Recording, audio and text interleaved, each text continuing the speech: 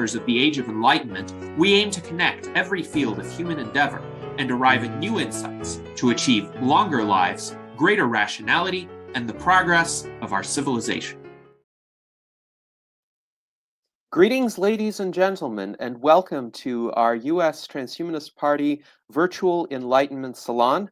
Today is Sunday, July 6th, 2025, and for me, it is Sunday evening because I am still in Dublin, Ireland, 2 days after the conclusion of Longevity Summit Dublin, the fourth instance of Longevity Summit Dublin. I have been in attendance at every one of them since the inaugural summit in 2022.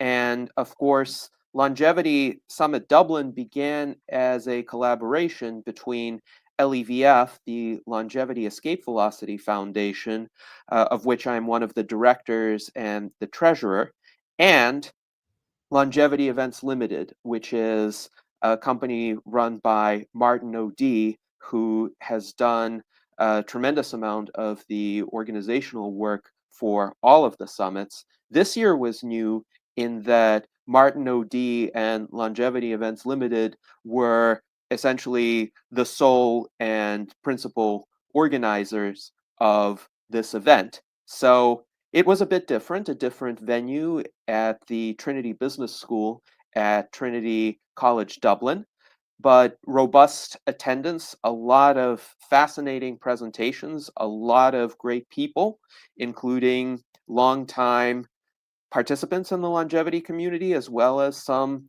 newcomers to it. So joining us today is our distinguished panel of U.S. Transhumanist Party officers, members, allies, and some notable attendees of Longevity Summit Dublin. From the USTP officers, we have our Director of Visual Art and current Vice Chairman, Art Ramon Garcia, and our Director of Scholarship, Dr. Dan Elton.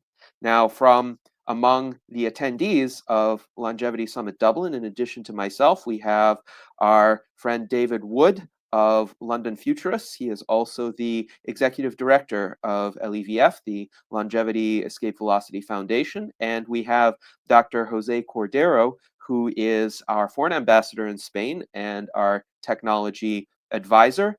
Both of them are regular guests on our virtual enlightenment salons, and we are also about to be joined by our friend Sven Bulterus from Belgium. He is a member of HEALS, the Healthy Life Extension Society in Europe, and he actually was a guest on one of my panels before I became chairman of the U.S. Transhumanist Party. So he was one of our guests in 2015. I know Sven from a long way back. So welcome to our panelists.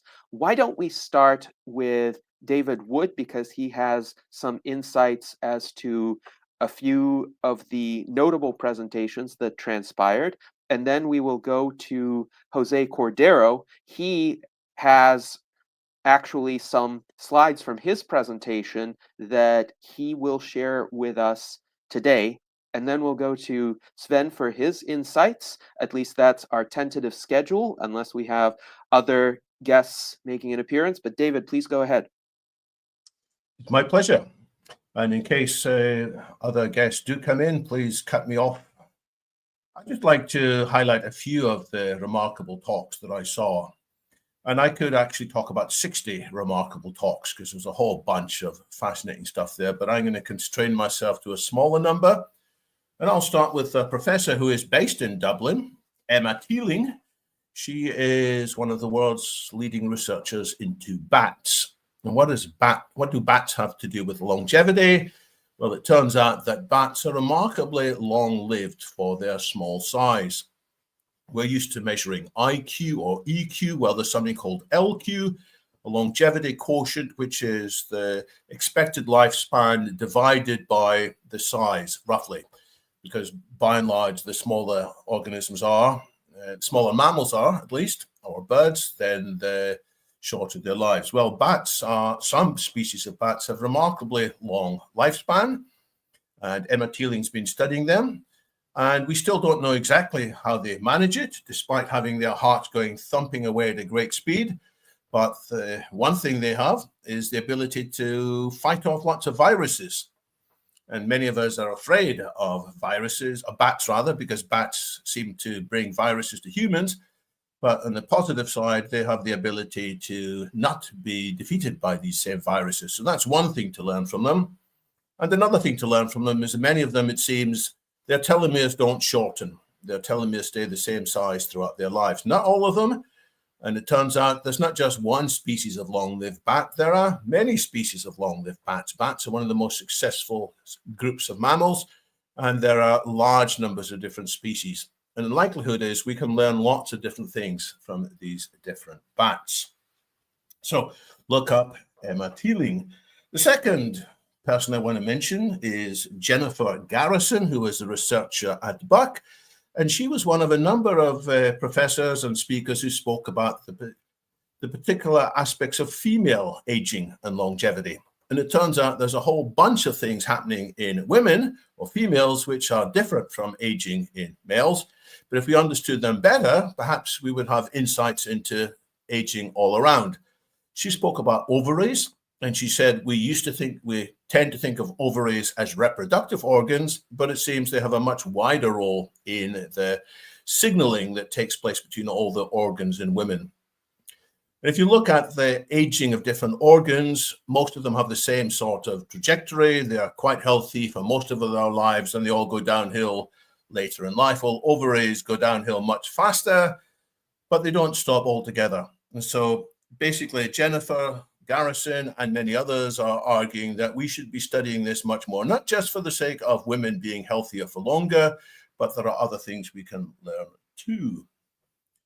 Then there's another angle on reproductive health, and I'm going to refer here to Yuta Lee, who is a fascinating researcher, and he has access to a different kind of stem cell.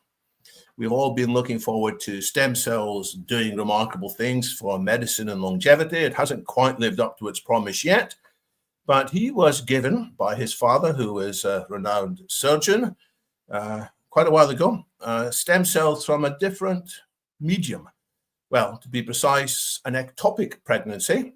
So when a baby, unfortunately, or rather the embryo unfortunately gets stuck in the fallopian tube, it very quickly stops being viable and it can grow. And if it's not stopped in time, it can cause the mother's death.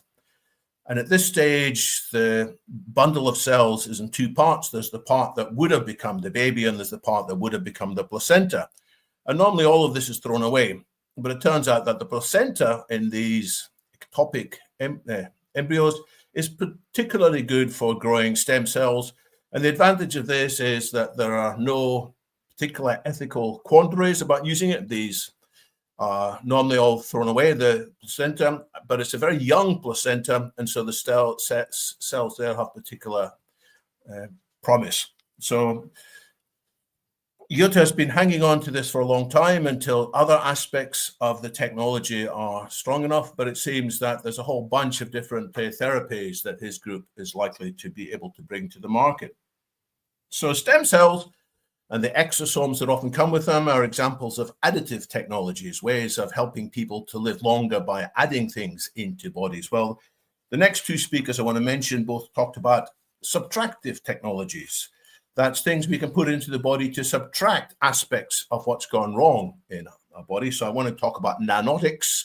And if you haven't seen the presentations about nanotics before, given by Lou Hawthorne, who's their CEO, I recommend that you spend some time looking at these presentations. There are some online. They are remarkably engaging. What they have there is the ability to remove molecules from what's called the signalome. This is not the genome, it's not the epigenome, it's not the metabolome. The signalome is a set of molecules which are used to signal between different parts of the body. And there's a lot of molecules which can go past their useful time. They can be floating in soluble form in the blood, and causing damage later on. It's a bit like the immune reaction. You know, when you have inflammation, to start off with, it's good because the body needs to apply lots of attention to something that's sick or an invader. But if that inflammation goes on too long, it can be very damaging. It's called inflammaging. Well, in the same way, there are lots of molecules that need to be removed. And it's been very hard to remove them up till now, because anything that removes them, any drug that removes them, often damages the same cells when they are not yet in the bloodstream. They are waiting to be activated. And the body still needs these membrane-based cells. And what Lou Hawthorne and his team have developed are nanotics. And this sounds a bit like nanotechnology. It's nano-sized little 4-layer molecules. It's very clever how they're constructed, and you can program them so they will remove the soluble versions but leave the membrane versions alone. And he can tackle lots of different diseases and also lots of different aspects of aging. So he has been building up his understanding and his technology for a number of years, and it seems that he has got more funding than ever before. He's still looking for more funding, but that was encouraging. Somebody else who has got fascinating subtractive technology is Matthew O'Connor from Cyclarity, which, by the way, was spun out from SENS some time ago. And they have also a platform. So nanotics is one type of platform to remove elements of damage, but targeting it very precisely. Well, what Cyclarity have got is a particular expertise in something called cyclodextrins. I'm not going to try and describe a cyclodextrin. I'll surely get it wrong, but it can be tailored to a very precise geometry so that it attaches just to one particular molecule that is causing damage. And like nanotics can be targeted at many different sources of damage, also these cyclodextrins can be targeted at many. But the lead target for Cyclarity is something that kills huge numbers of people. It's the cause of atherosclerosis. That's when there's too much junk accumulates in our arteries, and it's caused by macrophages not being able to properly clear certain kinds of cholesterol. There's one molecule called 7-ketocholesterol. Well, Matthew O'Connor and his team have come up with a cyclodextrin that's precisely targeted to remove this. And this is very good news, because people who have been accumulating this junk in our arteries, we can use statins to slow down the pace of accumulation, but there's been nothing up to now to remove it. And so that's very encouraging too. And in both cases, I expect there will be lots of different solutions coming. But having spoken positively, the last of the 6 people I'm going to mention is Andrew Steele. Andrew Steele believes passionately in the ability of these technologies to help undo aging, but he thinks that by default, it's going to take a long time. So he spoke in the final session, along as it happens with Brian Kennedy. They were anticipating what might happen by 2035.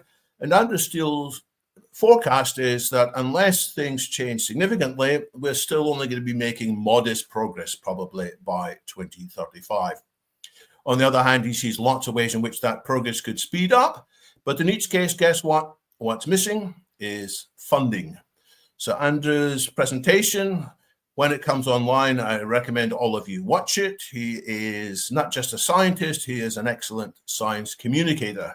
And out of many good presentations that I saw, Andrew's was about top of the bunch. I didn't see all of them, so I apologize for if I didn't highlight all the great presentations.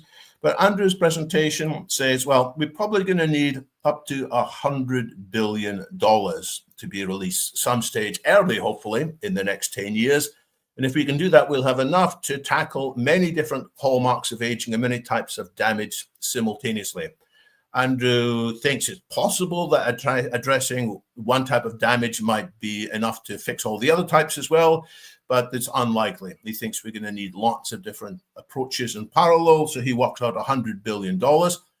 And that's not so much when you look at it from one point of view, which is there are probably 1 billion adults in reasonably well-off parts of the world. And if each such adult had $100 to give, we would get up to $100 billion. So what's holding us up? And Andrew has created a new institute called the Longevity Institute. You've got to type all these 3 words in. If you type just Longevity Institute, you'll go to something else altogether. But thelongevityinstitute.com, there's nothing much there now, but he has just announced this institute. And what they're trying to do is to come up with policy recommendations to governments to encourage governments to apply much more funding in this area. And many other people have said, well, we've got to have petitions to the governments to encourage them to pay attention to this field. Well, Andrew's trying to, Longevity Initiative. I think it's the Longevity Institute. No, it is called the Longevity Institute. I looked it up earlier.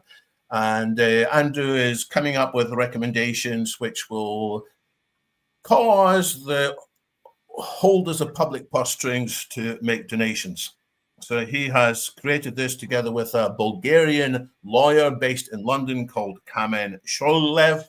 It's a bit too early for them to say much about it, but I expect he'll be on a future Transhumanist Party virtual enlightenment salon when he's ready to say more. So it was a great presentation in terms of here are the possibilities, here's what's holding up each of these possibilities, and with a positive vision that let's be as smart as possible in finding ways to talk to political leaders to encourage them to unleash lots more funding and, by the way, make some changes to the regulatory systems as well. So there's a brief snapshot as to some of the fascinating presentations which I saw in Dublin. Yes, thank you very much, David. And I second your comment about the desirability of having Kamen Sholev come on to a future virtual enlightenment salon. He is a lawyer, and our audience has expressed an interest in hearing more presentations from people in the legal profession, but he always has a very interesting angle with regard to any of the subjects that he discusses. They're exceptionally well researched, and he provides a lot of good factual objective background as to the subjects that he discusses. So I met him at Vitalist Bay during the Longevity Policy Conference, and I think he would indeed make an excellent guest. In regard to Clarity and Matthew O'Connor, I did connect with him as well during the summit, and we have scheduled what will hopefully be a segment where he will be providing some comments in July, but that is to be fully determined in the coming weeks, but hopefully sometime by the end of July, we will have a salon featuring Matthew O'Connor and Clarity. And there's a lot more to say on each of the topics that you mentioned, David, so thank you very much. But at this time, let us go to Dr. Jose Cordero. Jose, please let us know what you thought of Longevity Summit Dublin, and also feel free to deliver your presentation. Yes, thank you very much. And I agree with many of the things that David was mentioning, because those were top presentations, of course. And one of the good things is that there are longevity conferences all over the world now. I personally will be going this year to 20 conferences in 20 different cities. So it's good because we need to get to the local publics, to the public in Ireland, to the public in the USA, to the public in the United Kingdom, etc., etc., etc.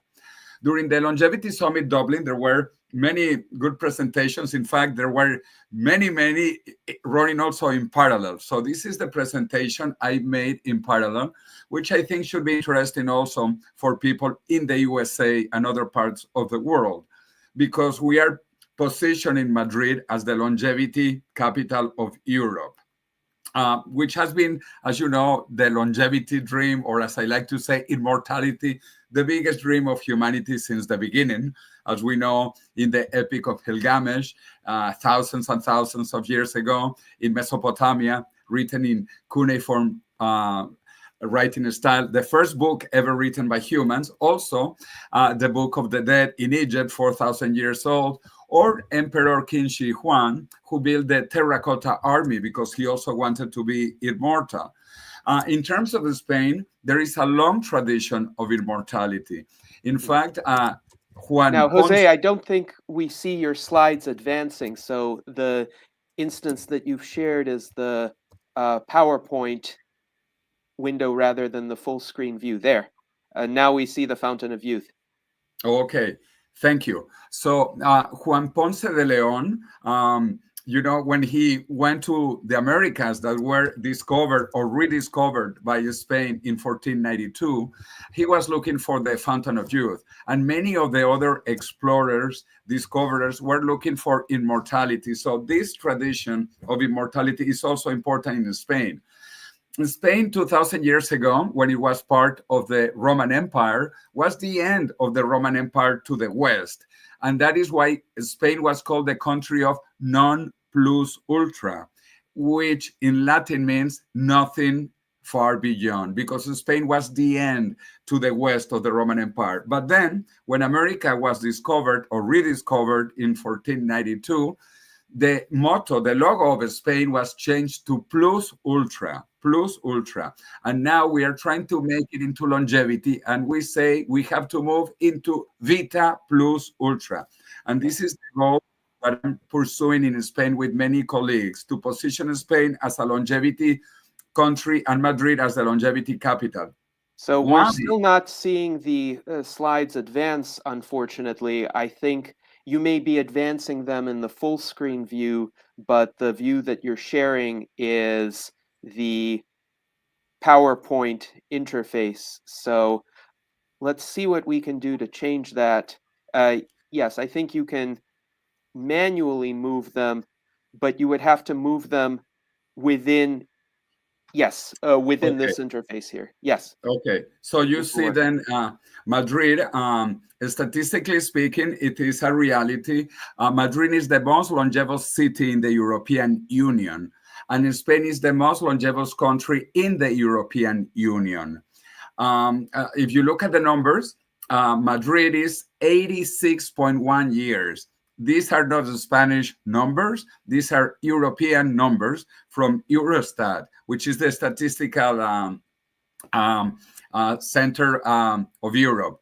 And then you can see other places that have lower life expectancies.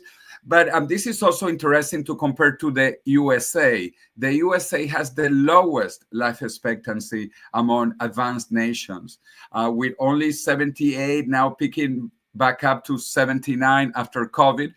It's still very much lower than in Europe. So there are many things to be learned about the European experience, and particularly the Spanish experience and the Madrid experience.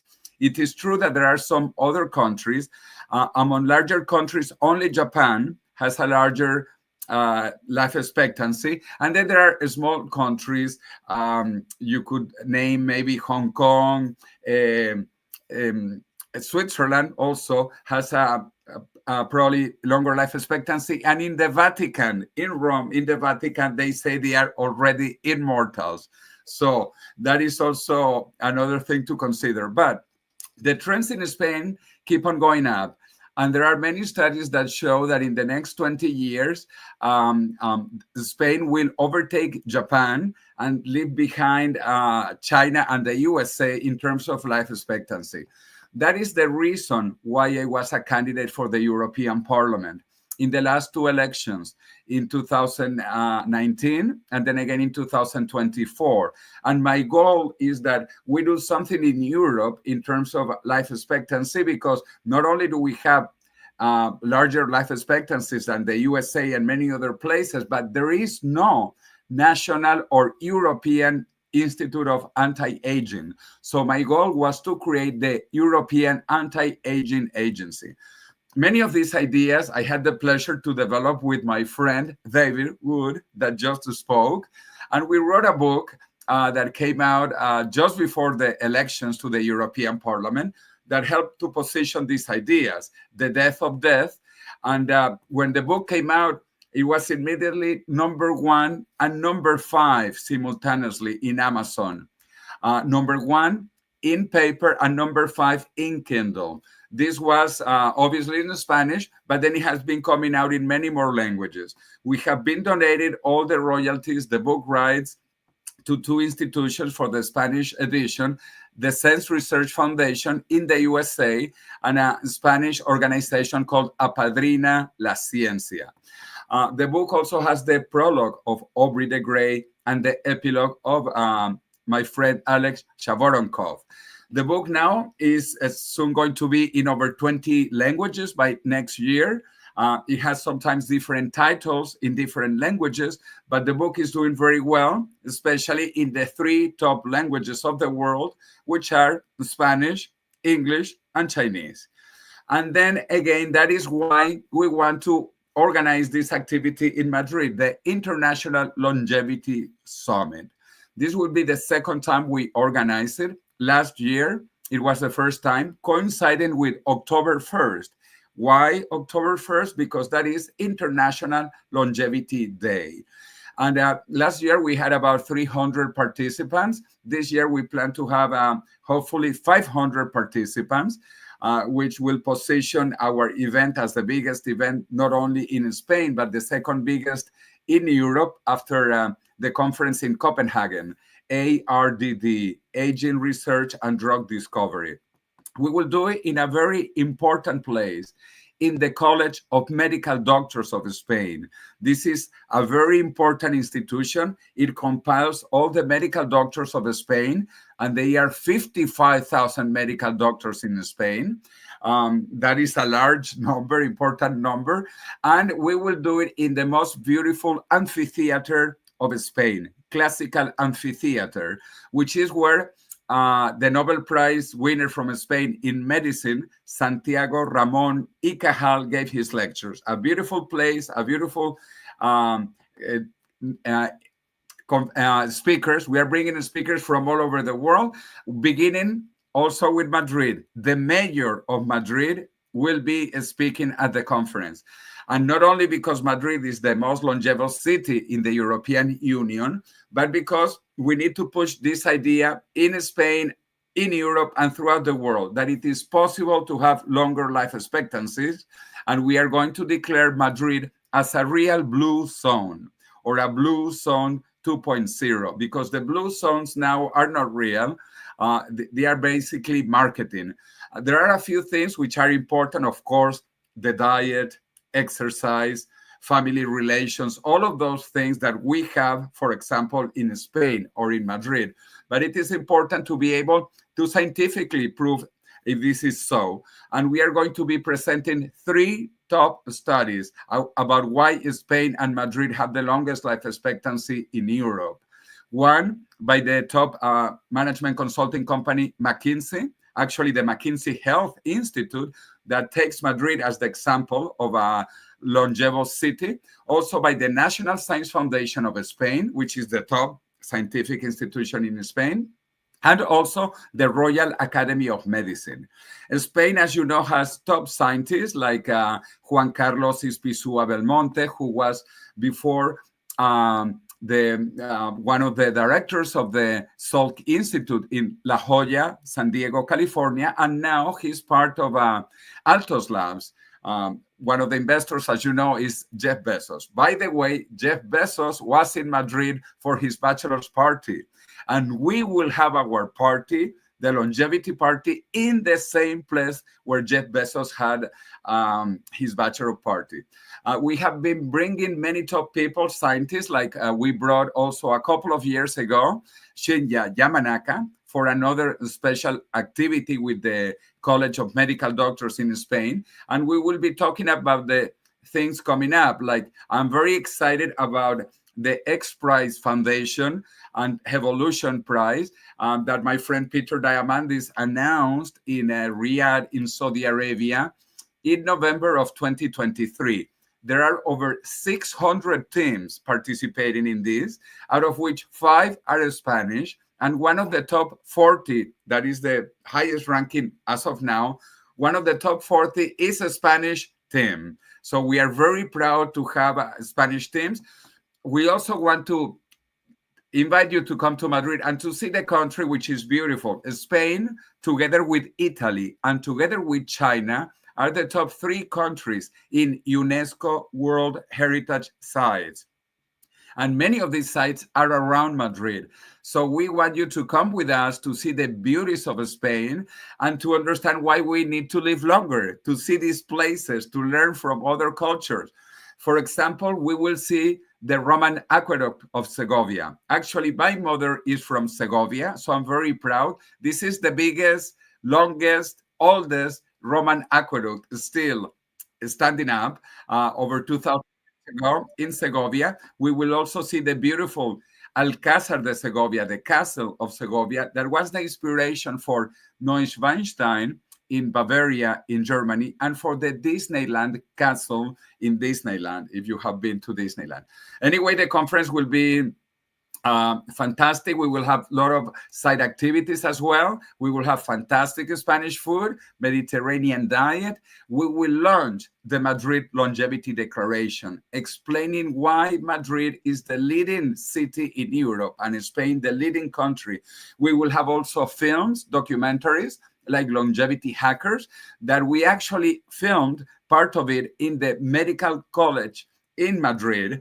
Since I am an advisor to that film, I'm one of the people interviewed. And we will have a rally. We will have a march throughout Madrid. We will begin at the famous City Hall of Spain, which is where Real Madrid, the best football team, the best soccer team in the world, celebrates continuously. And we will be carrying flags. We will have balloons. We will have banners. We will have t-shirts saying "Stop Aging" in Spanish. Of course, aging is long in Spanish, envejecimiento, but we will be talking about "Stop Envejecimiento" in the City Hall, in the government of Spain, in the Congress of Spain, and also in the European Parliament offices in Spain.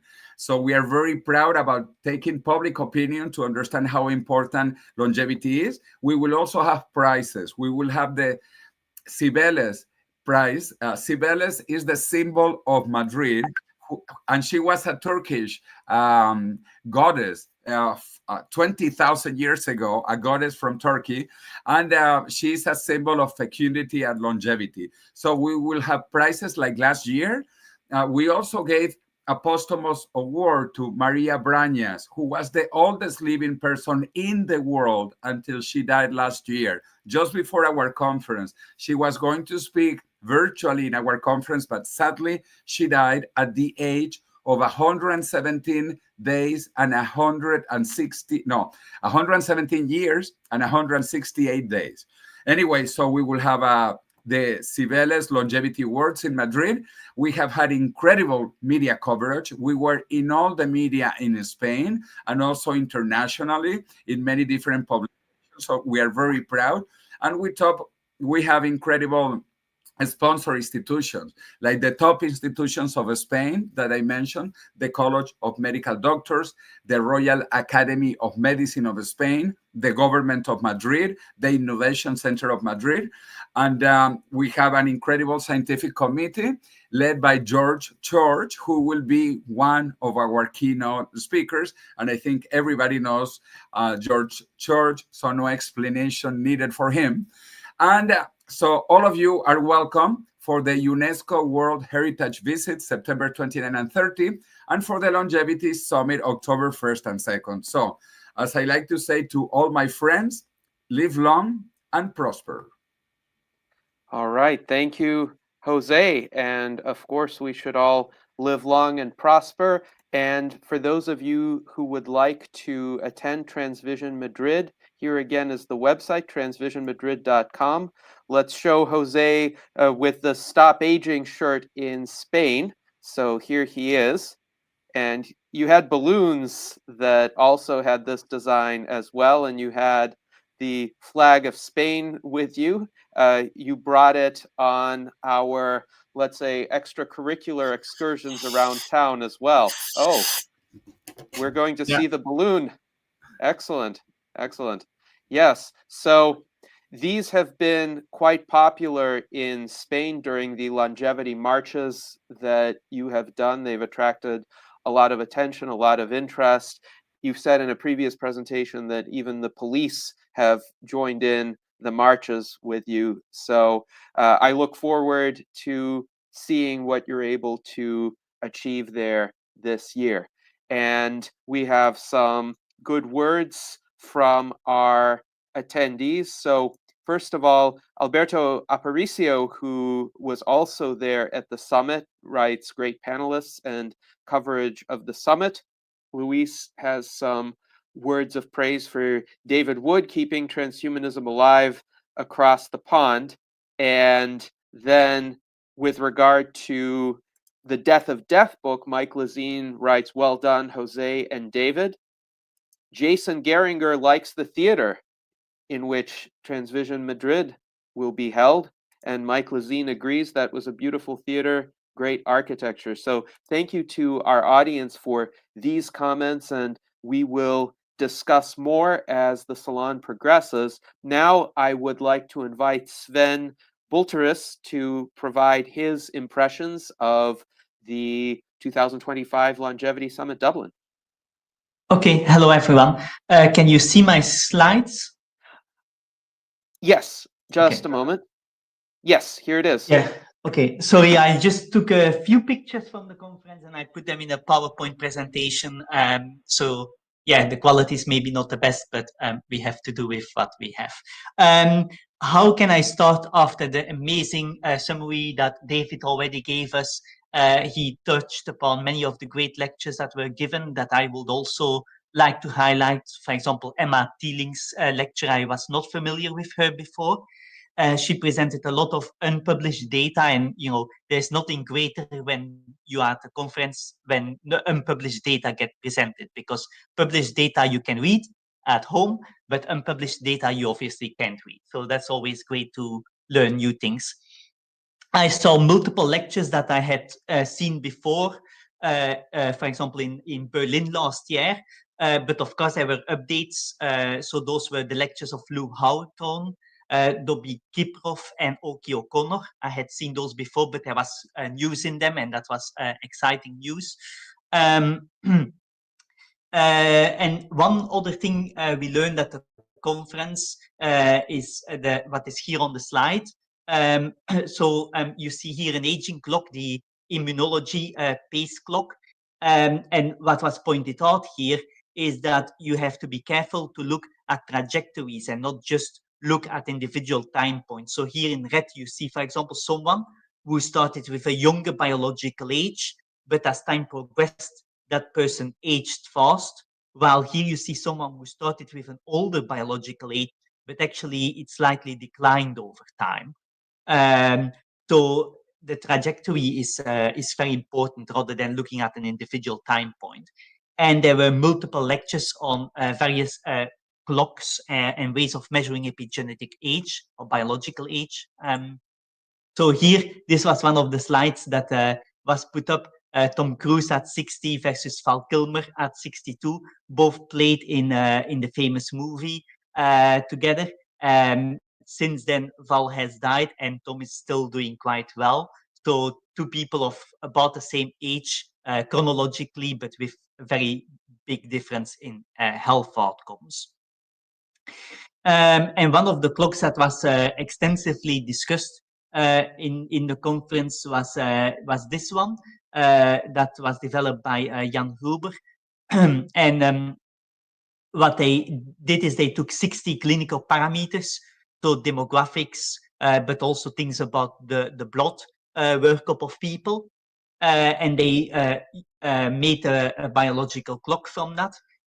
And then they used the principal component analysis, which is a mathematical technique that allows you to reduce the dimensionality of data. And you get all of these principal components out of it. And different principal components are associated with different diseases. So this means it's a clock where you don't just get a single number out, you're biologically 40 or whatever, but you actually get more information about your specific disease risk. And in fact, there was another lecture from his collaborator. Her name is Cheng Fong. I hope I pronounce that correctly. And he really showed the clinical application of this clock, where he applied it to real patients. And for example, there was one patient that had a very high principal component. Was it the first one or whatever it was? One of them, which was known to be associated with stroke, and indeed that person died from stroke. And that person was also biologically way older than she was chronologically, and indeed she was having a very bad health and died very soon after the measurements. So they showed also that this clock, this lineage 2 clock, has very so this is a rock curve, and basically the higher it is, the more rectangular shaped it is. So this is ideal. The better the clock is, and the clock is better than the other ones that are shown here. So very great. Then there was also Albert Gray's lecture, and he presented the data on the robust mouse rejuvenation trial. I don't need to tell you about those data because they have all been on Facebook, so I think everyone probably has seen them by now. But they are hoping to set up the rejuvenation, the robust mouse rejuvenation second trial. That will be including all of these types of interventions, so quite a lot more than in the first one. And they are looking for $5 to $6 million of funding to fund this research. There was also an update from the dog aging project by Matt Kaimberlein. Sadly, the grant for the continuation of this trial was not renewed, but they are submitting a new grant, a proposal, and let's have our fingers crossed that they really get this, because I think this is really great research. Dogs are a lot more closer to humans than even mice are, so this is very relevant research. And so, yeah, what can I say else? Oh, yeah, of course, but David already mentioned it, is the amazing lecture that Andrew Steele gave. And he's really a person who is very capable of inspiring people and drumming up enthusiasm to get off our butts and get to work, even though he was kind of skeptical because of the lack of urgency among many people to do something about aging. And yet to close, but again, this was also previously mentioned already, there were several, one at the first day of the conference, the pre-conference day, I should say, and then there was a session within the conference, both devoted to female health, and it's a quite under-studied area of research, and we know from many interventions that they show sex or specific effects. So if you look at the ITP, the Interventions Testing Program, there are multiple interventions that are working in males, but not in females, or interventions that work in females, but not in males, or where the effect size of the intervention is quite different between sexes. So sadly, we know about the situation in the United States where they are actually going back and they are removing the need of studying sex effects on outcomes in clinical trials. And I hope they reconsider that because it's very important. Thank you. Yes, thank you very much, Sven. I appreciate your presentation and overview of some of the key speakers and some of the key ideas that were presented at the summit. I will add that Jennifer Garrison, whom David had mentioned, also spoke extensively about the scope and extent of harm that cuts to federal funding of scientific research, particularly at the National Institutes of Health, are inflicting. Indeed, she had a slide where she mentioned essentially algorithmic approaches, very crude algorithmic approaches toward denying grant applications and rescinding already given approvals for grants using essentially certain keywords that are banned. And I noted in the Q&A, one of the phrases that was banned was evidence-based. So it seems that the cuts are so sweeping that any proposal that has a mention of anything evidence-based in it is on the chopping block. And it was discussed that NIH funding in the United States is by far the predominant source of funding for scientific research. It dwarfs private industry funding, philanthropic funding, even funding from large foundations. And that in itself may be a suboptimal situation in that a lot of researchers are essentially dependent on the whims of the political process now. And when a new faction comes into power, their research projects are in jeopardy, including the research projects that have already been initiated. It is actually why I have long emphasized, well, government funding of research comes with strings attached, and one needs to be very careful about those strings attached, because the nature of those strings too can change over time and can change quite dramatically. So that's an unfortunate situation. I think it has a lot of longevity researchers on edge right now, and I definitely gathered a sense of this. Now, Dan, do you have any thoughts on this? Yeah, well, you guys can hear me, right? Yeah, I agree Yes. with everything you just said. And I can talk more about what's going on at NIH if people are interested, but I was actually interested in learning a little more about the dog aging project, because I remember a year or two, maybe 6 months ago or a year ago, they were, it sounded like they were actually looking for private donations. Yes, so the NIH, my understanding is the NIH had not renewed the grant for the dog aging project, and this happened in 2023. I remember Aubrey was posting about it on Twitter as well, noting the tragedy and travesty of this in his view. And it seems that there was some philanthropic funding that was found as a bridge for the dog aging project. So currently it is privately funded, it continues, but my impression of Matt Kaberlein's remarks is this was intended to be temporary. This was intended to keep the lights on, so to speak. And they are applying for another NIH grant now with hopes that they will be renewed for a 5-year period. So these grants apparently are for 5 years. And David also points out one of the many words whose presence on a grant application will cause it to be rejected is measles. And I think we know whose influence that is. So that's such an unfortunate situation that this is the crude way in which grants are being rejected. But hopefully that answers your question, Dan. Yeah, no, it's their grants are getting canceled left and right, and there's very severe budget cuts that have been proposed. I think up to 40%. And normally, you would say, well, the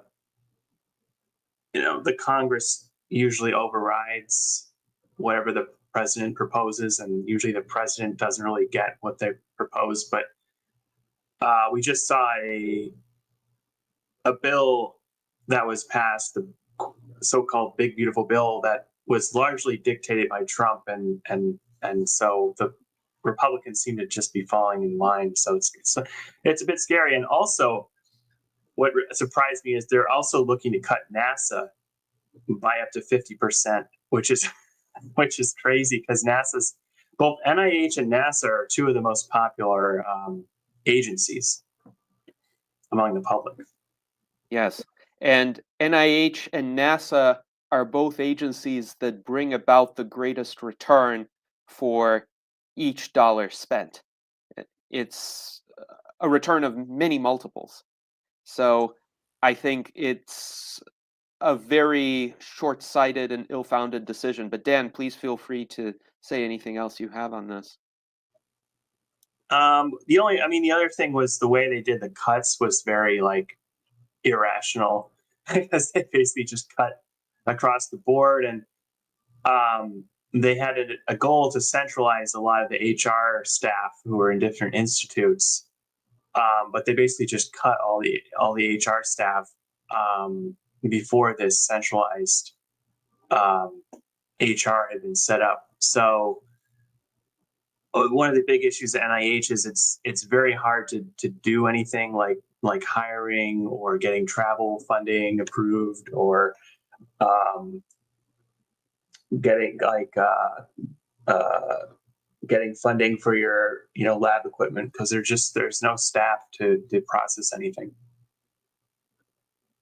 Indeed.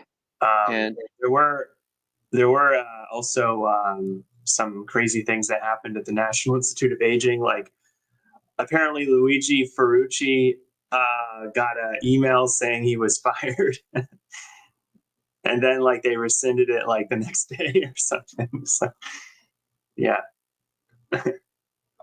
yes, there have been a lot of firings and rescissions at the federal government because of the rather thoughtlessly enacted DOGE, the so-called Department of Government Efficiency, which itself seems to have floundered, and a lot of those cuts have been reversed because they were cutting really essential personnel, like people who were managing the safety of the nuclear weapons stockpile, or the Ebola response, or air traffic controllers, who are already in woefully short supply. But I can fully identify with your comments about the problems that arise with excessive centralization of HR functions, because the most qualified individuals to make hiring decisions are those who will be working with the people who get hired. And therefore, the less centralized the HR function is, the more autonomy actual managers within agencies have to hire people, the easier it would be to find qualified people, because those who are closer to the work know what the work entails and know what kinds of skill sets are needed. The HR people have no idea, essentially. Well, I haven't heard that. I mean, I think that generally the HR people just assist with processing a lot of the paperwork. And most people I've talked to at NIH agree that centralizing the HR and centralizing the IT staff was actually a good idea. They just disagree with how it's being done. So that's what Interesting. Yeah. Yes. There is a risk, though, that there would be people who essentially approach the function as a kind of check the box exercise. Mhm. And they may especially be overly rigid in how they enforce the qualifications for particular positions. So They are enforcing more rules. Like right now, NIH staff supposedly can hire postdocs. I've heard it's difficult, but you can hire postdocs, but they can only be U.S. citizens right now. And there's different rules that keep coming down that are basically being dictated from the highest levels. So there's more sort of micromanagement and rules coming down than, say, like the first Trump administration. Indeed. And they're definitely centralizing control of a lot of things. yes, that is unfortunate. So Okay. yeah. Mhm. So Alberto Aparicio writes that he concurs the cuts in federal funding are concerning for biotechnology and for longevity as a whole. David Sinclair's lab in Harvard was deprived from all federal funding, and David Sinclair had made that announcement on Twitter as well. So they are essentially having to suspend research projects that were ongoing, unfortunately. And then Luis Arroyo notes the private market may not be able to make up for all of these cuts. That is the worry right now, because the other sources of funding are, let's say, much less abundant than the NIH grants were. What we need, Gennady, what we need is more basic research, and I think I'm not sure private funding. Generally, private funding is mostly for stuff with a more immediate return for biotech startups and stuff. So I talked to actually Rainey, this woman, and Rainey Romani. They have a book coming out on I don't want to say the title because they're still finalizing it, but one of the big points is that private funding just isn't enough. We need a lot of public funding, especially for the basic aging biology research.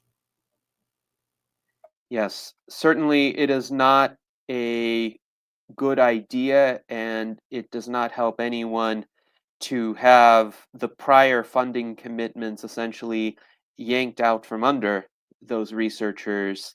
So even those who would favor privatization of these functions, such as Ayn Rand, when she wrote about the subject in 1962, would, if they're sensible, support a gradual kind of transition. So she had a passage where she was asked essentially what would she do if she were president of the United States in terms of transitioning the economy from one with heavy government intervention to more of a laissez-faire economy. And she said, well, she would decontrol gradually because so many people's plans, including those of people in the private sector, are dependent on the current government programs, the current rules, and you can't just suddenly end them and expect that people would instantaneously adjust. There are a lot of projects in progress that very understandably were dependent on these funds or dependent on the current structures. So the way in which it happened, the sudden and arbitrary nature of it, is unfortunately going to do a lot of damage.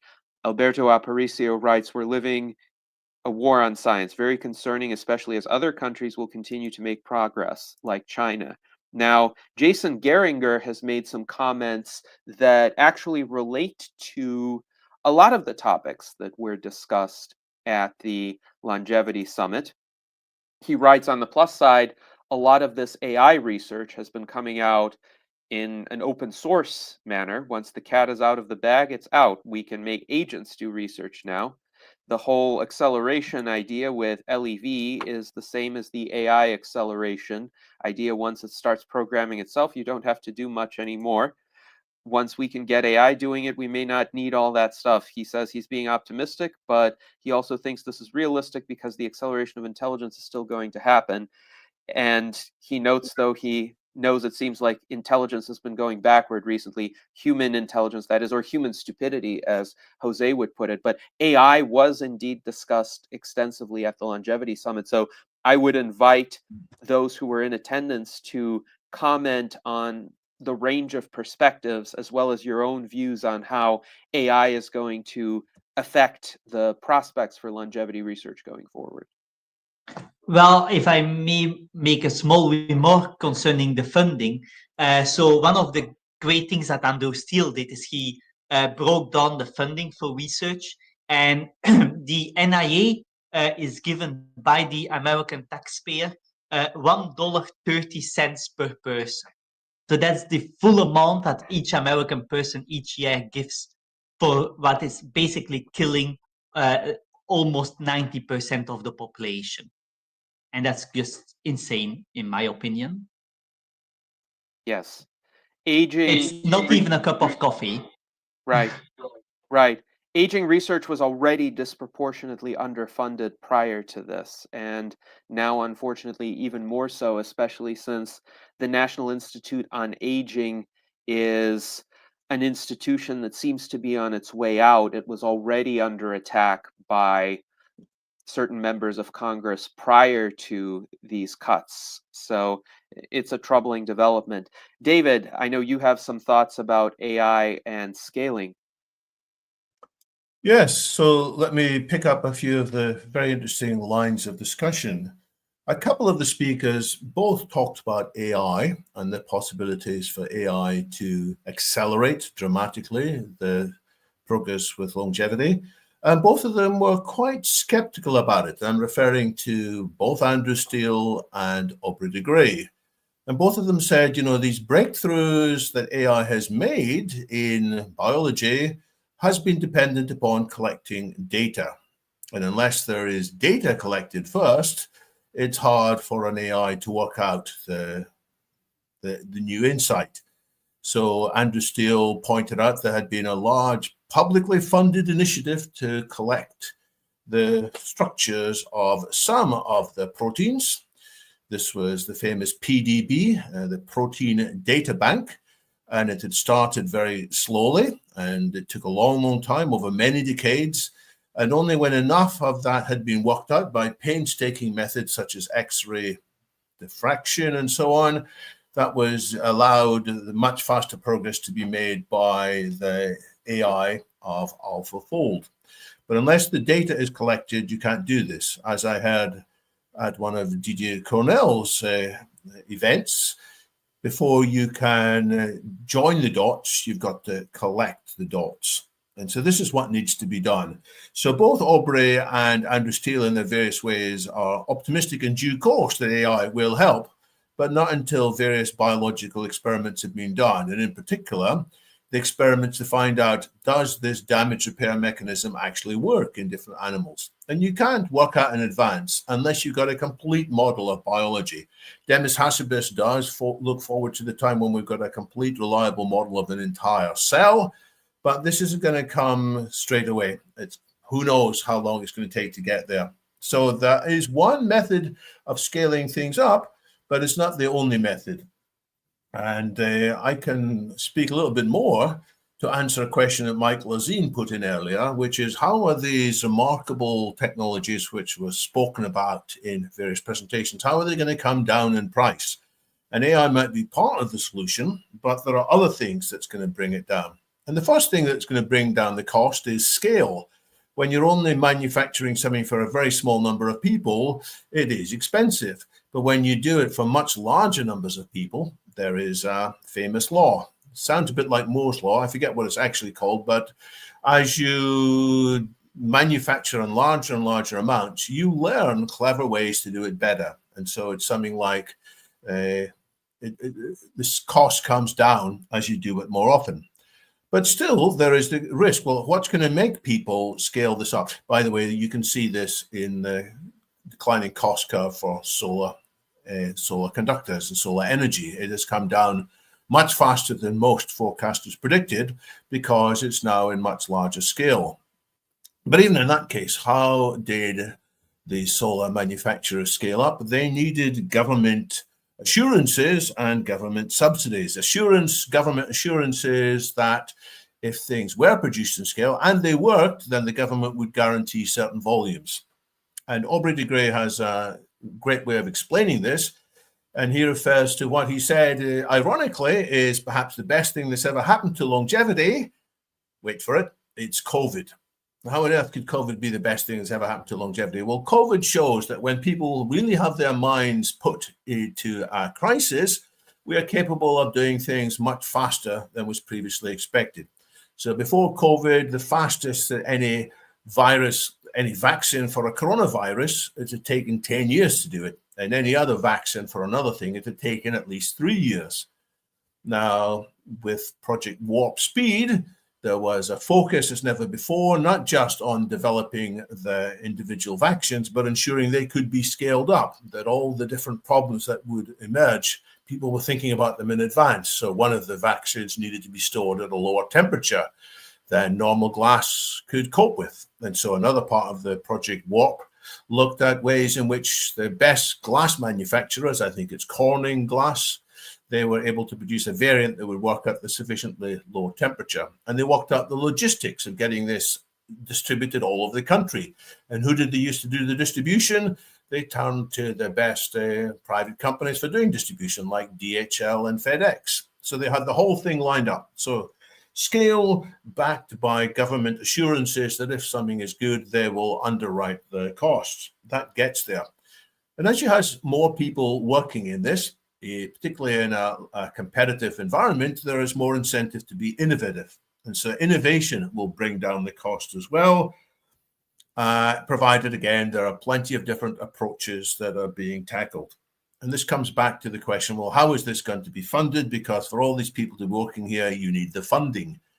And I want to refer here to the chart that Andrew Steele showed, because it didn't just show here's what's being spent, minuscule amounts on research into aging. He also showed here are other things where we are spending much more money. And he said, well, we're spending all this money on this and all this money on this. And the thing that cost much more money was treating people who were chronically ill of diseases which are age-related. We spend enormous amounts on that, hundreds and thousands of times as much. So the argument that Andrew Steele proposes to take to the politicians is various ways to say, look, you just need to invest a small fraction of that huge amount of money, and you will have the potential of having huge savings in what you're spending.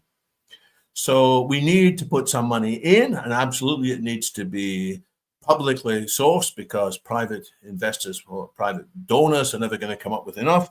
But when you can do that, then you can trigger this ecosystem of lots of clever humans, lots of different approaches around the world.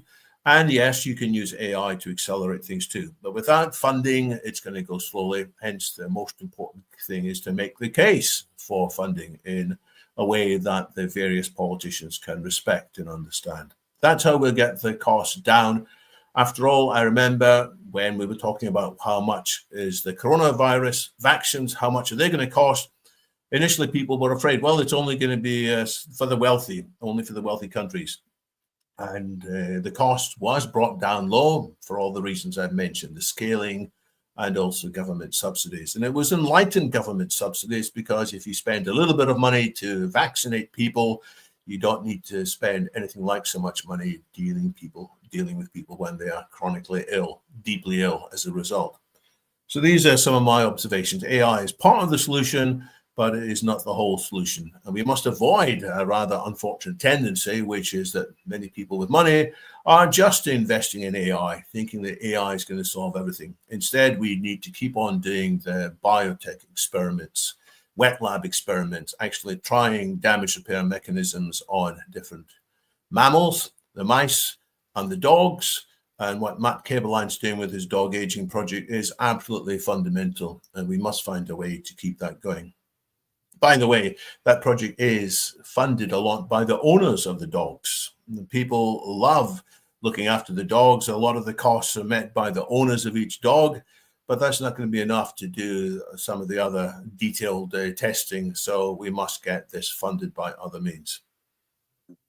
Yes, indeed. Thank you very much, David. And I completely agree with you and Aubrey about the importance of the wet lab experiments. The fact is, no matter what the advances in AI are, until the AI becomes embodied and essentially exists in the forms of androids who have great manual dexterity, who can go into the labs and do the research themselves, we're going to need human researchers to do studies in the lab and gather empirical data for the AI to analyze, because the AI tools can be great for analytical purposes, but they need the raw data from the external reality. They have no way of getting the data themselves without the wet lab experiments. So that's a really important point, and it seems Mike Lazine is in agreement as well. Alberto Aparicio agrees with your comments. David, in particular, he states that Aubrey's referral to COVID was a great moment of the summit. Make aging the new COVID. Mike Lazine writes, if we get something like COVID-19 again, there will be far more people who die than the last time. Very scary and sad. Well, interestingly enough, though, what's very scary and sad is right now, far more people die of aging than died of COVID in particular, and even those who died of COVID had their mortality risk greatly increased by biological aging. So we are already living in this reality. The question is, how do we get the public to recognize this and recognize the moral imperative of combating it? So now, Jose, please go ahead with your remarks. Yes, this is a fascinating discussion, and I loved all the comments also made by Sven, Dan, that spoke also. Very important points, and I have a few things to say. First, David, the correct website of Andrew Stills is thelongevity.initiative.org. The Longevity Initiative. It's not the Longevity Institute. It's different. One thing. The other thing about Madrid is that those who cannot come in person, we are also going to be streaming live. We are going to be broadcasting from Madrid to the world in both languages, in English and Spanish. The conference will be mostly in English, but there will be a few presentations that will be translated from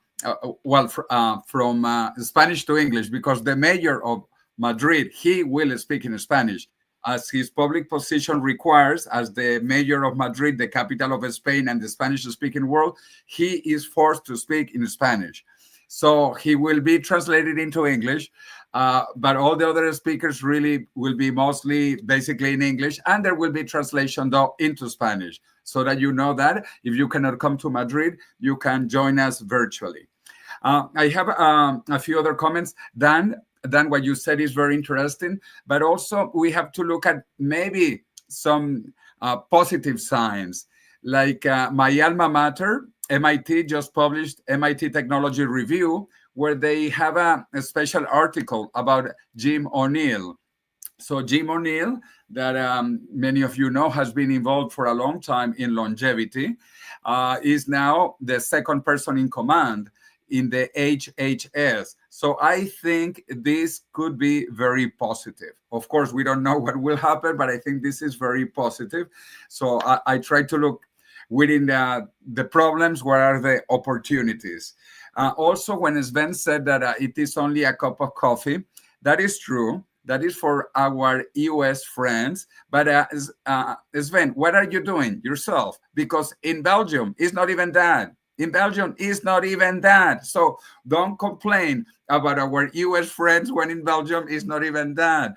That is why I ran for politics, because this has to be a fundamental issue in Spain, in Belgium, in Europe, because we don't have anything like the National Institutes on Aging. And we should, because Europe is much older, it's aging faster, and the pyramid has already inverted. The demographic pyramid is already like this. Very few children and lots of old people. So we need to revert that. And for that, we cannot blame it on the USA, not at all. We should blame it on ourselves. That is why we have to be very proactive ourselves. And that is why I run for politics, to bring these issues to the public. I think this is fundamental.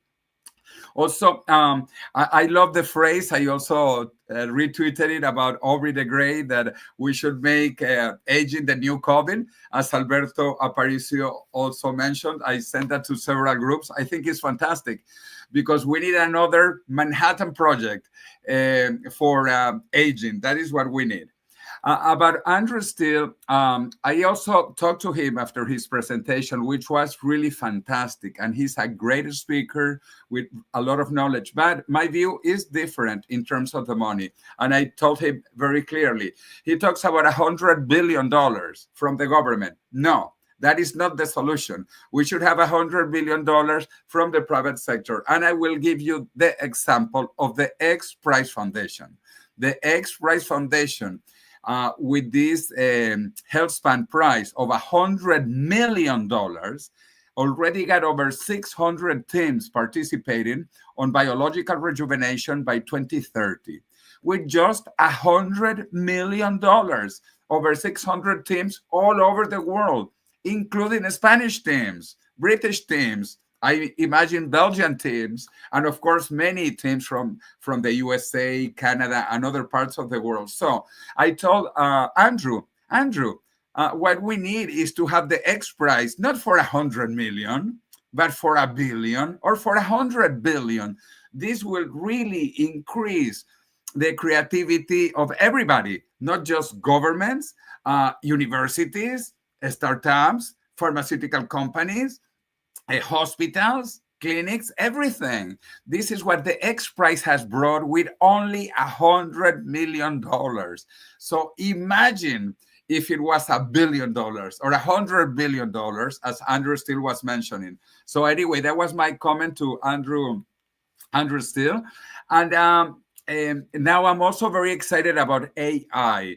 As David Wood mentioned, AI is not the solution, but it is very important. And I am very excited also about what is happening in AI. For example, DeepMind announced Alpha Genome. Alpha Genome is going to be very fascinating. And Demis Hassabis, the winner of the Nobel Prize 2024 in chemistry, Demis Hassabis, DeepMind, Google, he created this other company called Isomorphic Labs with the goal of using AI to cure all diseases. All diseases. This is really fascinating. Of course, it is not the solution, but it is a big part of it. And in that same line of AI, also Mark Zuckerberg and his foundation with his wife, Priscilla Chan, they have announced that they are using AI to understand how all cells work, how all organs work, how all organisms work using AI. Of course, this is a huge project, but I think this is very important. So the Chan Zuckerberg Foundation is doing incredible work also on AI from a different point of view than what Google is doing with Alpha Genome or DeepMind with Isomorphic Labs. But anyway, so I am really excited about AI. It will help to accelerate things, and even more if we had an X prize of $100 billion. That would really change. So Sven, put your cup of coffee to the X prize. I would drink to the X prize for 100 billions. That would give us rejuvenation very quickly. Yes, well, thank you very much, Jose, for that note of optimism. I definitely hope that all of the initiatives you mentioned, the Alpha Genome Initiative from Google DeepMind, as well as the Chan Zuckerberg Initiative and the X Prize. Now, there is an X Prize for Health Span now of $101 million that is on offer, and various teams are competing for it already. I hope that these initiatives do contribute significantly to progress in the field. Right now, the magnitude is still not as large as the magnitude of the NIH cuts, and that's unfortunate. I do wish that all of this activity and the NIH-funded research had been happening in parallel, but unfortunately, that is not something within our control at the present point. All that we can do is bring up the harms. But Dan, would you like to say? I just have a minor comment on what Jose said. Yeah, I think it remains to be seen how much influence Jim O'Neill will have. But thank you for mentioning the MIT Tech Review article. I'll definitely look at that. But the other thing is that the new NIH director, Jay Bhattacharya, he is very interested in what we might call meta-science reforms, meta-science-inspired reforms, and changing policies at the NIH around how funding is given out to support younger researchers, because they've been finding the age of NIH grantees has been going up and up and up. When he first came to NIH, he gave a talk where he talked about a number of a number of problems in science, like the reproducibility crisis, and other things. So, he actually has a background in meta-science himself. He actually years ago did some research on NIH and looking at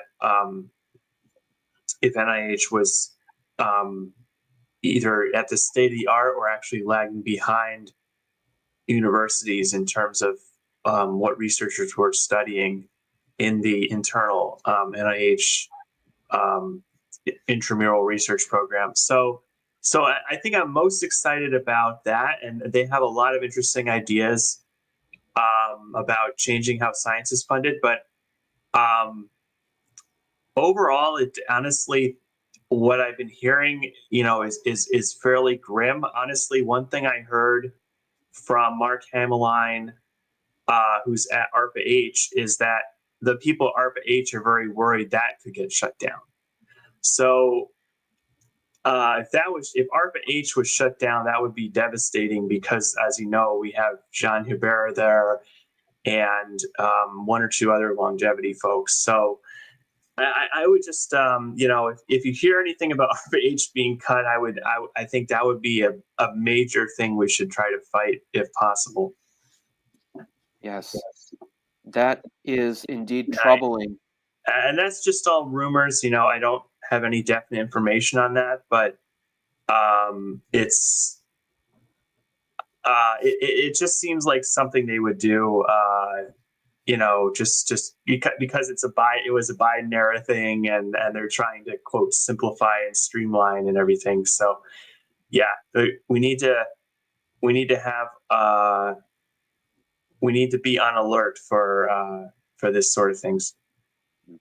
Yes, cutting ARPA-H would be an even greater travesty than what has transpired thus far. In my view, ARPA-H was one of the most promising, if not the most promising, federal initiatives that could have made a difference in anti-aging research. And the director was actually fired. Regina, I forget her name, Regina something. She was, among all these different people who were fired. So the agency is in a little bit of a disarray, and I've heard that a lot of the staff who are contractors are no longer there due to funding cuts and everything. So it's very troubling. Yes, at Vitalist Bay, about a month and a half ago, there were two representatives from ARPA-H. One was Dr. Jean Hébert, who is familiar to longtime attendees of our virtual enlightenment salons because he was a guest of ours in April of 2021, and then I moderated a panel with him at RADFest in October of 2022, so you can watch both of those sessions. He was there, and he told me he was fairly optimistic at that point that the decision makers within the Trump administration had sympathies for ARPA-H, but again, that was a month and a half ago. And then at Vitalist Bay, there was also Andrew Brack, who is a program manager at ARPA-H, and I essentially asked him a question. I tried to be as non-political as possible in the way I formulated that question, but I formulated it in essence as a statement that background stability is necessary in order to be able to effectively make long-term plans. How confident are you that you will have that kind of background stability for a 5-year time horizon so that your planning over the next 5 years can proceed essentially as you intended? But he saw through my wording and he said, well, I'm not going to comment on anything political, but ARPA-H is fully aligned with the MAHA agenda because our research is going to help make Americans healthier. So he phrased it in a bit more detail than that, but that was the essence of the answer. I couldn't get a gauge of how worried or concerned he was. I think he was rather trying to kind of signal to the powers that be that ARPA 8 shouldn't be cut because it could be at least presented to align with their goals. Right. Yeah. No, that's interesting. I mean, this was sort of off the record, I suppose, but I was talking with Mark Hemmeline, and it's very unclear what's going on. But there's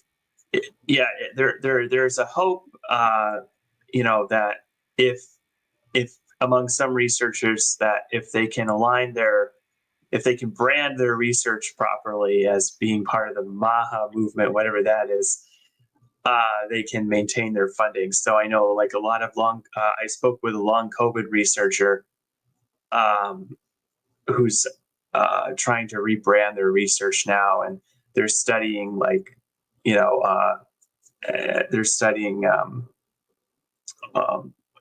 MAHA agenda and trying to rebrand. So that's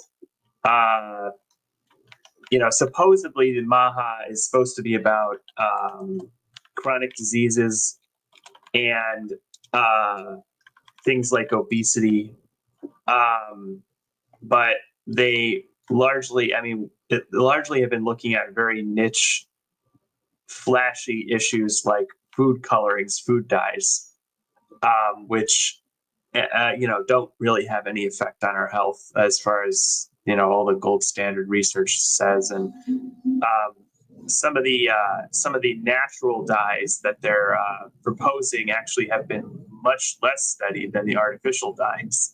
so it's very like the topics are kind of a lot very like showy topics, like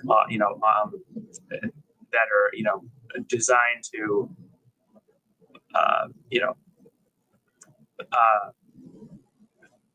win over. I don't really know what they're doing honestly, but they're not looking at I haven't seen much on the big problems like obesity, cardiovascular disease, those kind of things. Yes. Sometimes I don't think they know what they're doing.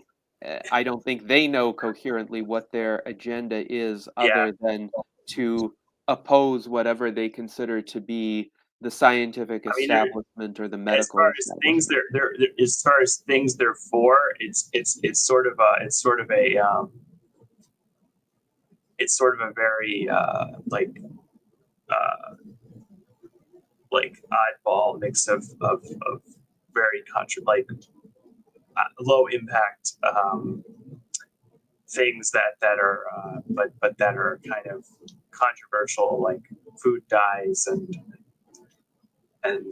fluoridation of water and stuff like that. So. Yes, indeed. Now, David, you have a few remarks to share which are perhaps more hopeful. Well, let me tie back some of the discussion to a presentation at Dublin, which is the starting point for all of this. One of the most inspiring slides of all was shown by Alexander Tietz-Latzer, who some of us know. He's a German lawyer. He has stood several times for the European Parliament. He's a longtime member of the ILA. He gave a talk about why we should be advocating that healthy longevity is recognized as a human right. But at the very end, he showed a picture of himself with, I thought, an 80-year-old woman or so. She was sitting there. Turned out that she was his grandmother, and she was 105 years old, and she looked remarkably healthy for a 105-year-old. So Alexander probably gets the prize for having the oldest healthy relative amongst all the speakers, as far as I know. So that was encouraging. Now, already we had mentioned from Jose that for his conference in Madrid last year, he was hoping to present to Maria Brañas, who was at the time the world's oldest person, 117 and a half years old. And sadly, she died a few days beforehand. It turns out that the oldest person in the world today, as far as we can validate, is actually living 20 miles away from where I am. Her name is Edith Ethel Caterham. She's 115 years old, so a relative youngster compared to Maria. She'll be 116 in a couple of months' time. So maybe the UK is doing some things right. We'll see. But it's the first time for a long, long time that the oldest person in the world has been in the UK. But actually, more seriously, the UK is trying hard to do something right. We've had an announcement by the government 4 days ago that there is a new 10-year plan for the NHS. And this 10-year plan will have 3 components in it.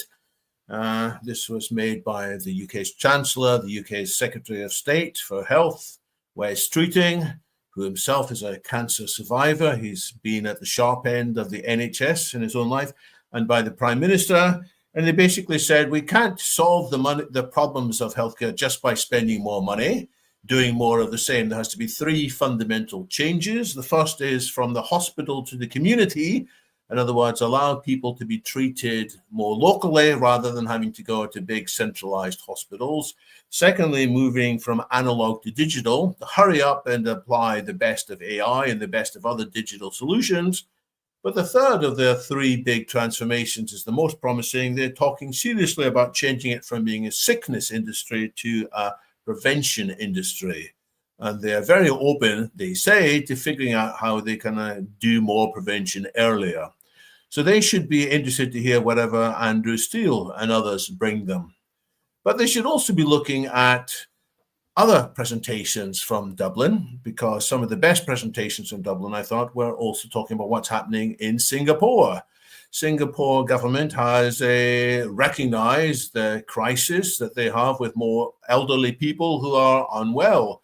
And they have given lots of initiatives to try and improve the health span rather than just the lifespan, so that people live healthier for longer. And they are describing themselves as the first engineered blue zone. In other words, they have longer lives, not just because of what has happened historically and traditionally, but interventions are being put in place. So it is my recommendation to the UK government and elsewhere, we should be learning from what's happening in Singapore. Somebody said he thought there were 2 countries that were doing particularly well in terms of engineering improvements to healthcare. There was Singapore, and the other was, and this was a bit of a surprise to me, it was Denmark. And the reason they thought Denmark was doing particularly well is in part because of all the work being done by the group behind RDD, the annual conference there. So I think we should be learning from each other. And in order to actually go forwards, governments are going to have to set aside their nationalistic bias. Hey, we're the best, you know. We British, we've got the mother of parliaments. What can we learn from others? Well, actually, we have plenty we can learn from others. America first. Well, maybe America should be learning from Singapore and Denmark as well. And with this kind of attitude, its openness and humility, we can actually pick up the best practices from around the world. So that's what I think should be happening. What's happening in America now is, let's say, an extraordinary experiment, but hopefully people will realize, hey, maybe they should be feeding in some of the insights from Singapore and Spain, Madrid, and Copenhagen and elsewhere too. Yes, indeed. I think it's important to learn from successes and successful implementations anywhere in the world. Wherever something is found to work, we should utilize it, and hopefully it will gain traction in many other jurisdictions as well. I wanted to briefly mention my own presentation at Longevity Summit Dublin. I will not go through it in entirety, but I did want to note that I presented on LEV the game, which is the game where one gets to play as a character seeking to reach longevity escape velocity. And fortunately, I do have a few pictures of my presentation. The recording should be out later once Longevity Summit Dublin publishes all of the talks on its YouTube channel. But right now, you see the screenshot of one of the slides where I provide some background as to the origins of LEV the game and how the US Transhumanist Party came to acquire the rights to develop it in 2020. And I developed an entirely new set of mechanics and in-game events for the game. I transformed it into a turn-based game with the help of Juraj Stern-Vukotic, whom I hired as the programmer. And of course, we held a virtual enlightenment salon in 2024, in May of 2024, to demonstrate an earlier build, which is build 0.6 of LEV the game. But now we have a much more current version, which is build 0.91, and it is available to download and play at transhumanist-party.org/lev-the-game. You have the ability to download it in one of two archive formats, zip and rar. And you can also, if the archive formats don't work with your computer or your laptop for whatever reason, download the files directly. I've made them available in a Google Drive folder. So either way, if you have a PC, whether it's a Windows PC or a Linux PC, please download the game, give it a try yourself, and see if you can get your character to longevity escape velocity. I think my presentation was very well received among the attendees, and I'm going to also be presenting on LEV the game at RADFest in Las Vegas in just less than a week's time. So I am definitely looking forward to that. Jose, would you like to say a few remarks? Well, great. I want to practice with your game, and congratulations on your presentation. And again, it's good that we are going to meet in Las Vegas. I'm flying on Tuesday, and it is important to get different audiences, different publics. So that is why I was so happy to see David, Sven, and you, Gennady, in Dublin. And I see you also now soon in Las Vegas, and welcome to Madrid as well. We need to have more and more until longevity becomes a fact of life. That is my goal, and that is why we have to do it. We have to do it. That is why, Sven, I didn't like, and don't take it personally, your comment, which is Andrew Steele's comments about 1 cup of coffee a day. John Fitzgerald Kennedy had a great phrase.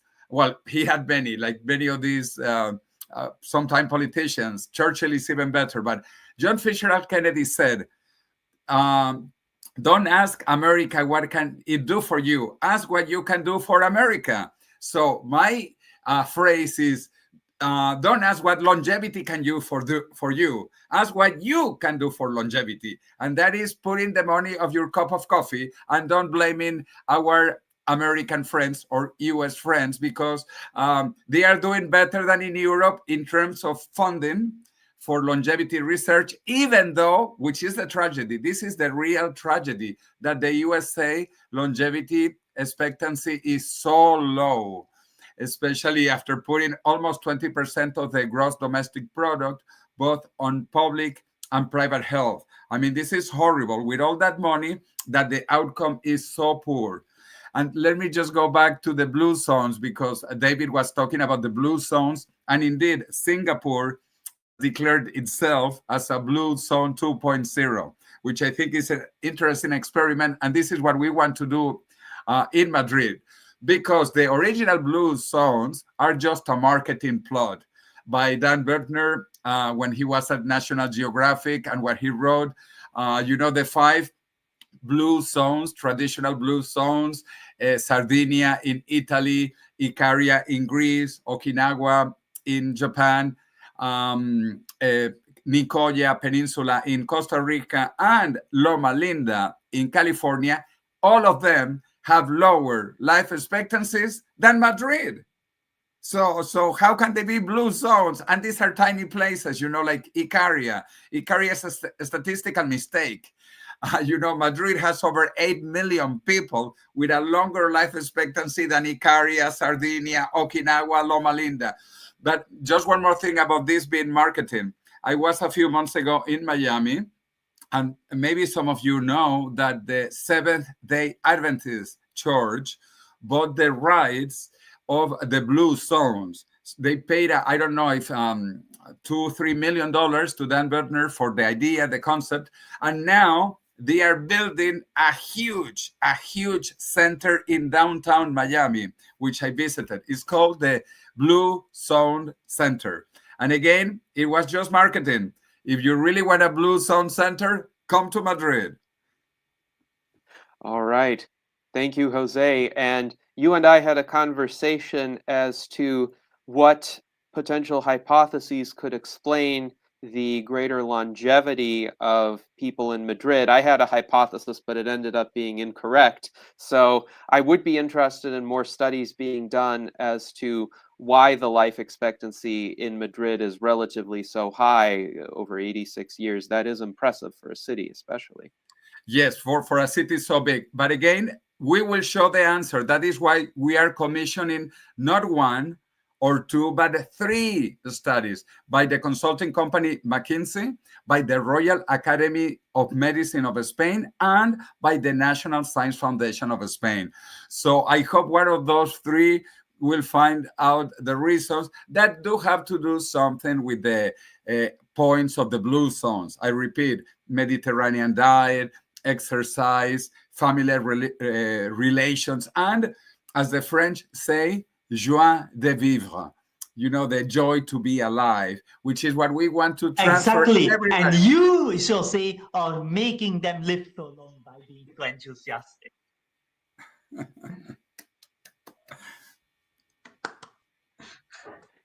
Yes, Jose, you are definitely an exemplar of that.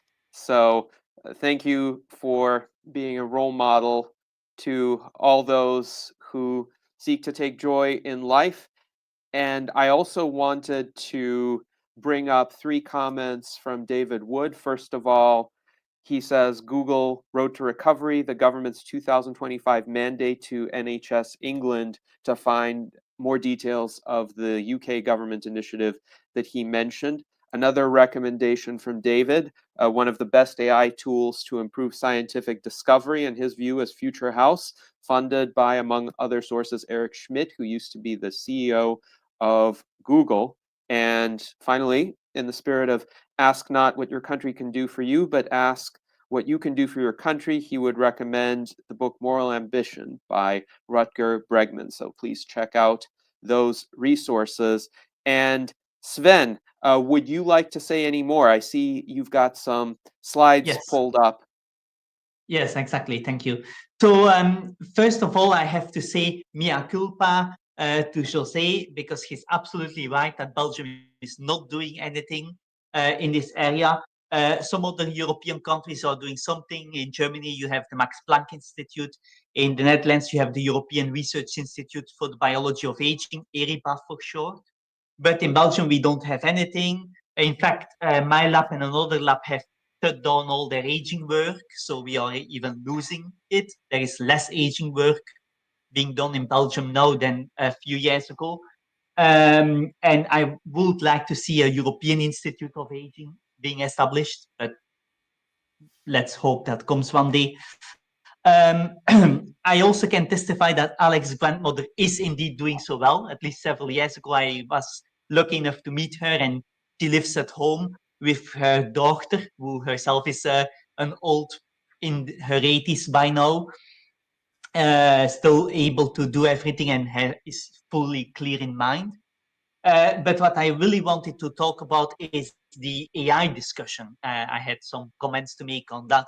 I think we already have developed automated tools. As Gennady was saying, we need some type of cyborg type of tool that will test the research. And in fact, while we already have fully automated, I can show here how a fully automated lab looks like in the pharmaceutical industry. Now, these are labs that don't use AI to do the experiments. So it's humans coming up with experiments and the robots doing it. However, small-scale integration systems have already been built where AI comes up with hypotheses, and then you have a fully automated lab that tests the hypothesis that the AI comes up with, and then the findings from that gets funneled back into the AI, who comes up with new hypotheses that then get tested.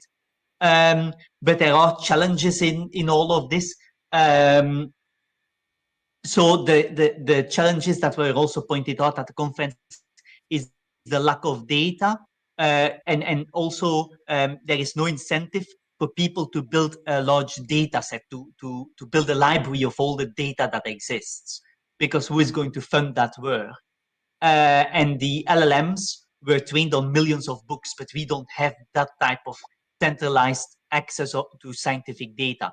Now, a problem with the scientific data is also it's very heterogeneous. You have text data, obviously, you have tables, you have graphs, you have histological sections, you have Western blots. So you have all of these different data, which will need different types of training to be used for AI to be analyzing those.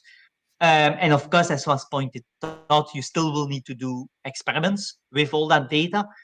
So in my opinion, AI is a tool, just like other scientific tools. It's not replacing the existing tools, but it's adding to the existing tools. And yes, I'm very hopeful that AI will accelerate our research, just like every other scientific tool. Think about CRISPR-Cas has also accelerated our scientific research. Our MassSpec has also accelerated our research. Every one of these scientific tools accelerates research. In fact, the best way to accelerate scientific research is to build a new tool, because tools generally bring in a lot of new knowledge. So that was my remarks. Yes, thank you very much, Sven. And I completely agree. AI is a new tool or a new suite of tools, and it will definitely help to accelerate the pace of research. But the best way in which it will help will be in addition to existing tools and the efforts of human scientists as well, though the AI-operated lab that you showed is quite impressive. So I live in northern Nevada, and in Reno, Nevada, there is a facility operated by Dr. Bill Andrews. His company, Sierra Sciences, is leasing about 10,000 square foot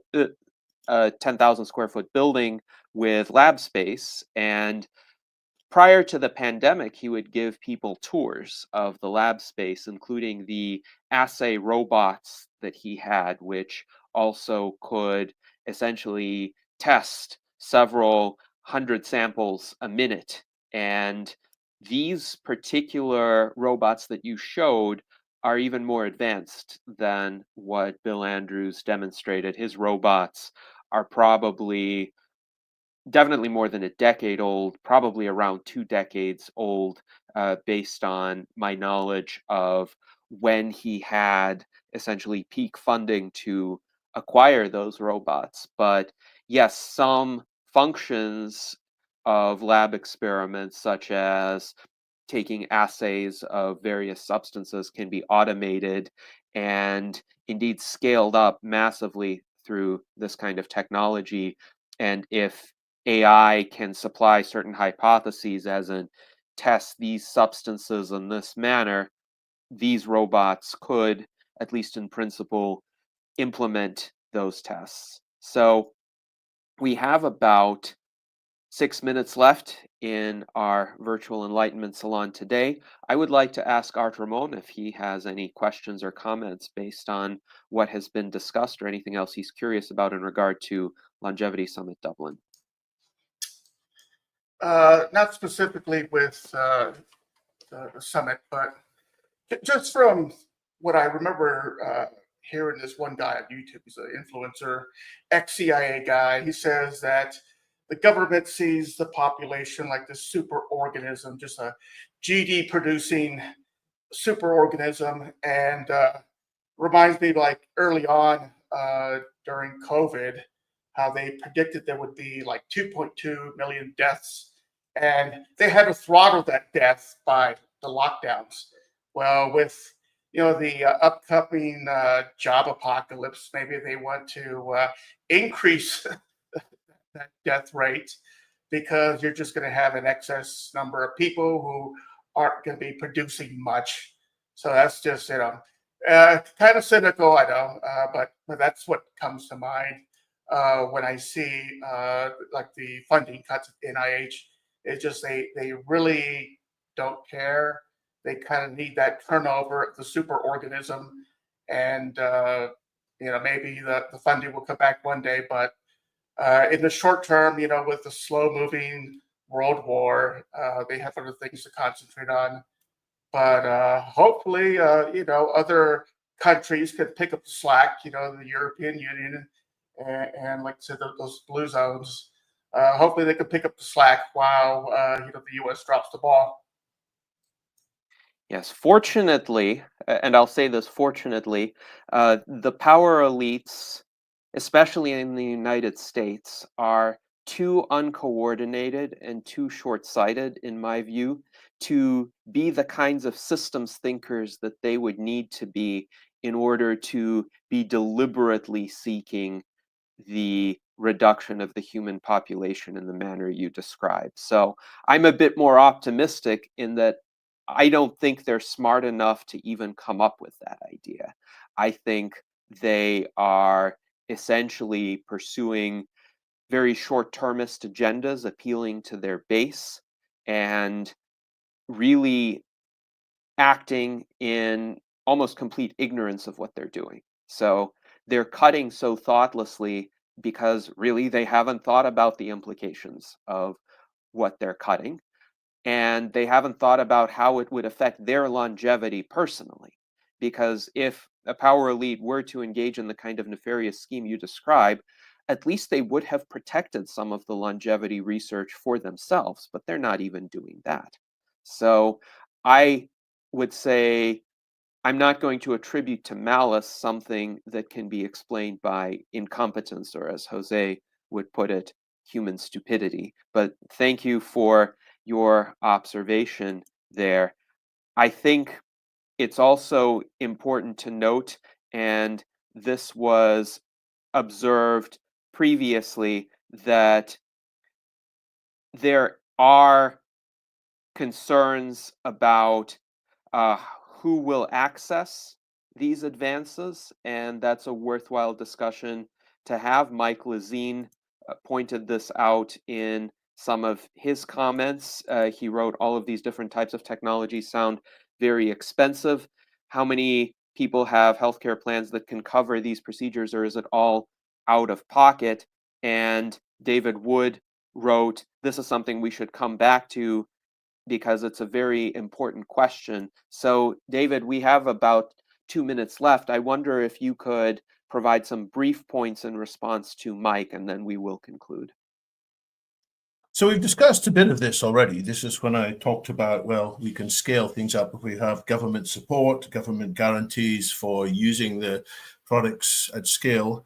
But another thing that has already been mentioned here, and I want to support what Jose Cordero was saying, which is that there can be prizes which can galvanize lots of innovative new solutions. So there has recently been a selection of semi-finalists. There were many more companies and organizations or teams that have produced high quality research than had been feared. So this is very encouraging.